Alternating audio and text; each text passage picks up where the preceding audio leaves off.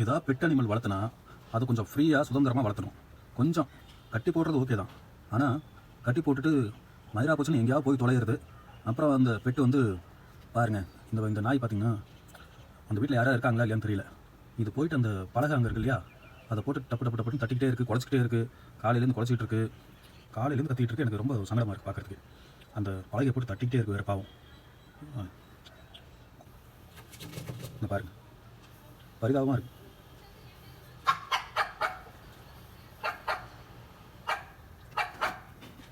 யாரை கூப்பிடுதுன்னு தெரியல, யாரையும் காணும். காலையிலேருந்து யாரையும் காணும். காஸ்ட்லியாக நாய்க்குட்டி வாங்கிட்டு வந்து இந்த மாதிரி இருக்கு. இப்போ பாருங்க, அதுக்கு சாப்பாடு பாடு வச்சாங்களான்னு வேறு தெரியல. தண்ணி கிணி இருக்கா எதுவுமே தெரியல. அவங்க வீட்டில் போய்ட்டு சொல்லிட்டு வந்துட்டேன். அந்த வீட்டு லேடி ஒருத்தவங்க கீழே வீட்டில் பேசிகிட்டு இருந்தாங்க. அவங்க கிட்ட போய்ட்டு